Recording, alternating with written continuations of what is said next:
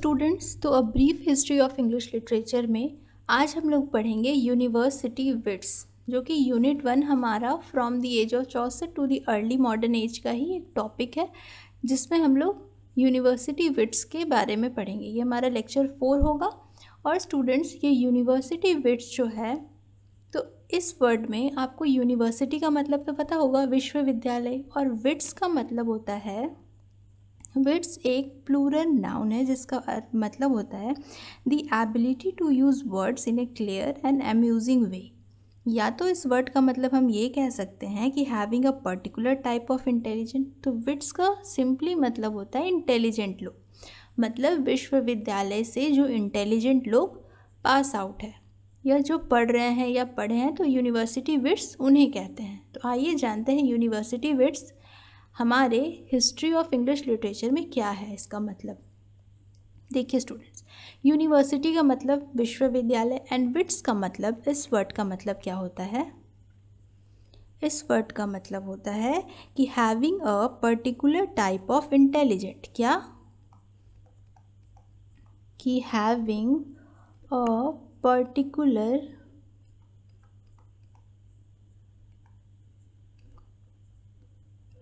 Type of intelligence, having a particular type of intelligence. तो मतलब विश्वविद्यालय से पढ़े हुए इंटेलिजेंट्स को यूनिवर्सिटी विट्स कहते हैं। तो यूनिवर्सिटी विट्स हमारे हिस्ट्री ऑफ इंग्लिश लिटरेचर में क्या है? The university wits were a group. University मतलब, यूनिवर्सिटी विट्स का मतलब कि ये एक ग्रुप है। किसका group? Of a late 16th century. मतलब कि लेट 16th सेंचुरी में यूनिवर्सिटी विट्स क्या था? एक ग्रुप था। अब ये ग्रुप में कौन कौन थे? तो English playwrights and poets who were educated at the university of Oxford और कैम्ब्रिज। मतलब कि वे इंटेलिजेंट लोग जो कौन से यूनिवर्सिटी से पढ़े हुए हैं? ऑक्सफोर्ड से या फिर कैम्ब्रिज से। यहाँ से पढ़े हुए, देखिए इसको मार्क कर लेना है कि ऑक्सफोर्ड एंड कैम्ब्रिज यूनिवर्सिटी से पढ़े हुए English playwrights and poets के ग्रुप को लेट 16th सेंचुरी में यूनिवर्सिटी विट्स कहते थे। यूनिवर्सिटी विट्स किसे कहते थे? तो कौन कौन से यूनिवर्सिटी के? ऑक्सफोर्ड और कैम्ब्रिज यूनिवर्सिटी के पढ़े हुए इंटेलिजेंट लोग जो कि English playwrights and poets थे लेट 16th सेंचुरी में, उन्हें यूनिवर्सिटी विट्स कहते थे। They were instrumental in the development of English drama and are considered to the precursors of to William Shakespeare. William Shakespeare जो English के बहुत ही famous poet है, इनके प्रीकर्सर कहा जाता है। मतलब इन लोगों को, in English playwrights and poet के ग्रुप को विलियम शेक्सपियर के प्रीकर्सर कैसे है? प्रीकर्सर का मतलब होता है कि अग्रगामी, पायोनियर। मतलब इन जो ग्रुप है, इन ग्रुप जो था, ये ग्रुप, ये विलियम शेक्सपियर को एक रास्ता दे रहे थे। मतलब इनके राइटिंग्स को पढ़कर इन्होंने बहुत कुछ सीखा, फिर अपना भी लिखा। तो और यूनिवर्सिटी ग्रुप्स में इंग्लिश प्ले राइट्स तो थे, पोएट्स भी थे, लेकिन कितने थे? तो 7 English playwrights and poet के ग्रुप को, जो कि ऑक्सफोर्ड और कैम्ब्रिज यूनिवर्सिटी से पढ़े हुए थे लेट 16th सेंचुरी में, उन्हें यूनिवर्सिटी विट्स कहते थे। ठीक।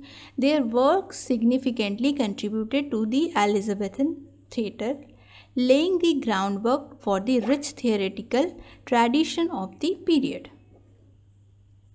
ठीक है। तो अब देखिए स्टूडेंट्स, यूनिवर्सिटी विट्स तो आपने समझा कि कौन कौन से यूनिवर्सिटी से पढ़े। यूनिवर्सिटी विट्स, विट्स का मतलब इंटेलिजेंट लोग। कौन सी यूनिवर्सिटी? ऑक्सफोर्ड और कैम्ब्रिज से पढ़े हुए 7 प्ले राइट्स एंड पोएट्स का ग्रुप था, जो इनको लेट 16th सेंचुरी में यूनिवर्सिटी विट्स कहा जाता था। अब इन्हें यूनिवर्सिटी विट्स किसने कहा? तो याद रखना है कि उनका नाम था, क्या नाम था? George Sainsbury.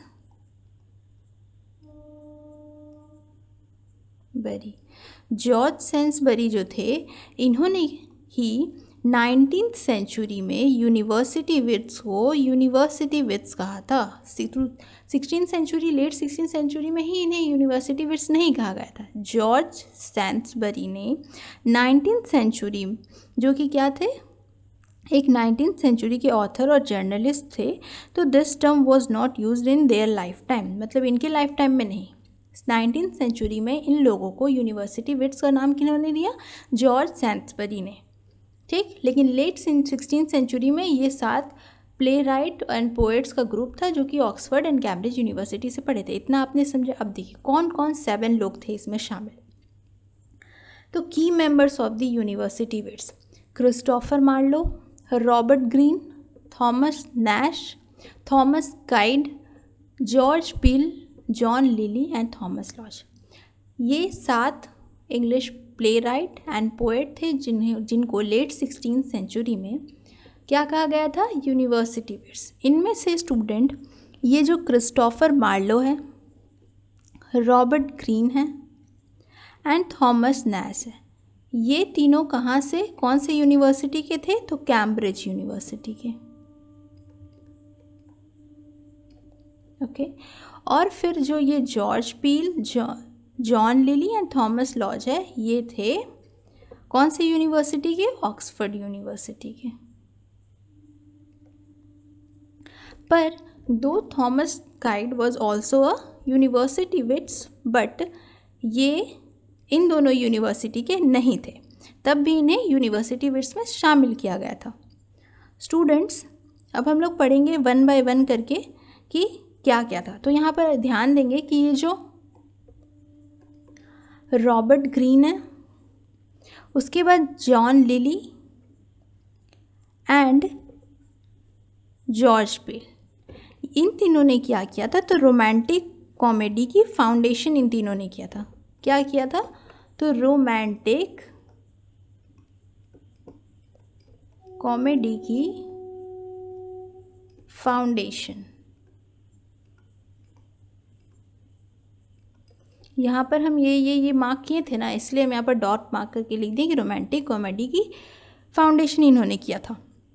तो इसके बाद अब हम लोग देखते हैं कि 1 बाय 1 करके, ठीक है। क्रिस्टोफर मार्लो 1564 से 1593, इनके नोटेबल वर्क्स में कौन कौन से वर्क शामिल है? तो डॉक्टर फॉस्टर्स, फिर टम्बरलेन द ग्रेट एंड द ज्यू ऑफ माल्टा, ये इनके कुछ फेमस वर्क्स में शामिल है। इनके कंट्रीब्यूशंस क्या क्या थे? देखिए student, Marlowe is often regarded as the most talented of the university wits, मतलब इन यूनिवर्सिटी विट्स में सबसे टैलेंटेड कौन थे? Christopher Marlowe. He introduce the use of blank words. Blank words एक क्या है? लिटरेरी डिवाइस है जिसमें अनराइम्ड आयम्बिक पेंटामीटर होता है इन drama, which became a standard for English play. His plays are known for their powerful protagonist, poetic grandeur, मतलब कविताओं की शान, and exploration of a theme such as ambition, power and human conditions. इनका जो drama होता था उसमें क्या होता था? कौन सी थीम पर होती थी? एम्बिशन, महत्वाकांक्षाएं, पावर एंड ह्यूमन कंडीशंस। तो ये क्रिस्टोफर मार्लो के कुछ नोटेबल वर्क्स एंड उनके कंट्रीब्यूशंस हैं। सेकेंड जो थे वो थे रॉबर्ट ग्रीन। देखिए इनके नोटेबल वर्क्स क्या क्या है? Friar Bacon and Friar Bungay, the honourable history of Friar Bacon and Friar Bungay. Contribution क्या है कि Greene was a prolific writer. Prolific का मतलब होता है कि बहुत ही प्रोडक्टिव राइटर थे ये। Known for both his plays and pamphlets, और इनके पैम्फलेट्स तो थे वो बहुत ही कॉन्ट्रोवर्शियल होते थे, हमेशा विवाद में रहते थे। This his works often features romantic plots. Robert Greene को रोमांटिक कॉमेडी फाउंडेशन हमने लिखा था ना, तो romantic plots with elements of a magic and folklore. He is also remembered for his critical remarks about Shakespeare. Robert Greene ने Shakespeare को क्या कहा था? अपस्टार्टेड क्रो कहा था, मतलब नया नया सीखने वाले को, ऐसा व्यंग में उन्हें कहा था upstart crow in his pamphlet Greene's groatsworth of wit. ठीक है, कौन से पैम्पलेट में? Greene's groatsworth of wits, क्योंकि इनका पैम्पलेट अभी मैंने बताया ना कि बहुत ही विवादित कॉन्ट्रोवर्शियल होता था। तो इन्होंने शेक्सपियर को क्या किया था? क्या कहा था? अप स्टार्ट क्रो कहा था। और आपको पता है कि शेक्सपियर थे और मार्लो थे, वे सेम ईयर में उन दोनों का डेथ बोल रहे हैं कि बर्थ सेम ईयर में था। 1564 में दोनों का ही बर्थ था, हो 1-2 महीने के गैप में, सेम ईयर के थे दोनों। देखिए उसके बाद थॉमस नैश, नोटेबल वर्क क्या है इनके?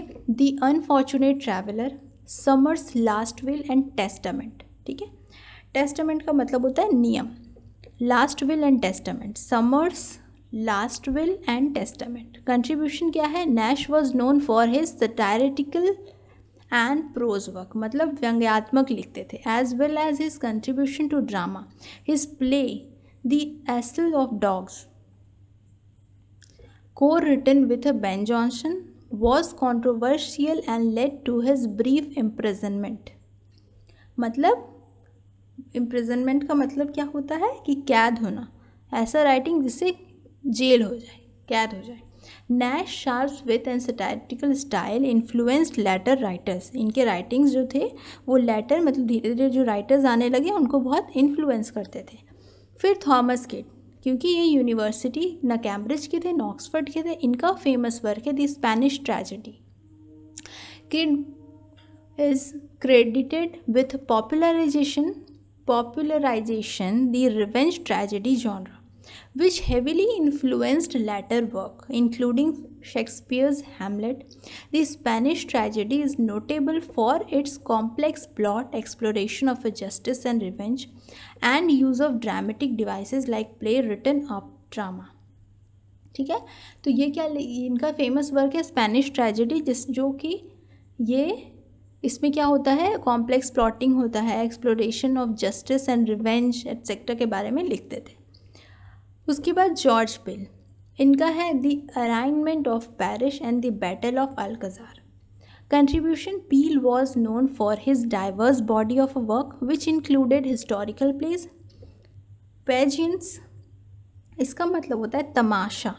ठीक है, हिस्टोरिकल प्लेस, फिर जो तमाशाज एंड मास्क्स, इसका मतलब होता है कि वही तमाशा से रिलेटेड है। ऐसा पहले बहुत सारा प्रोग्राम आता था जिसमें कठपुतली का तमाशा दिखाया जाता था, तो उसको मास्क बोलते हैं। His writings is characterised by its lyrical quality and the use of classical themes. Peele also collaborated with other playwrights including Shakespeare. John Lyly, इनके famous work Endymion and Campaspe. ठीक है, तो Lyly is a best known for his prose work Euphues. ठीक है, the anatomy of a wit which introduced a highly ornate और rhetorical style known as a euphuism. ठीक है, यूफ्यूइज्म का मतलब क्या होता है? इसका मतलब होता है स्टूडेंट कि कैसा वर्ड यूज़ करना, use of a light word. इसका मतलब होता है कि use of a light word instead of harsh word. जैसे कि अगर हम कहीं पर लाइट वर्ड यूज़ करें इंस्टेड ऑफ हार्श वर्ड, तो उसका मतलब होता है यूफ्यूइज्म। ठीक है, रियोटिकल स्टाइल का मतलब होता है कि व्याख्या का एक शास्त्र जो कि मेनली पोइट्री में होता है। इसमें क्या होता है कि जो लिखा हुआ पोइट्री होता है ना, जिसमें लेखकों की जानकारी प्रदान करने या फिर उनकी भावनाओं को व्यक्त करने या फिर जो सुन रहे हैं उनको डिफरेंट टाइप्स का उद्देश्य के लिए प्रेरित करने की क्षमता और उसे सुधारने की जो विविधियों का अध्ययन किया जाता है, उसे ही हम रियोटोरिकल स्टाइल कहते हैं। This play is often perform for the court and noted for their witty dialogues. Witty का मतलब होता है मजाकिया डायलॉग्स, पास्टोरल एलिमेंट्स मतलब देहात के कुछ elements, and explorations of themes like a love and a beauty. उसके बाद आता है Thomas Lodge, was an important figure among the university wits, a group of educated playwrights and a poet who played a crucial role in the development of Elizabethan drama.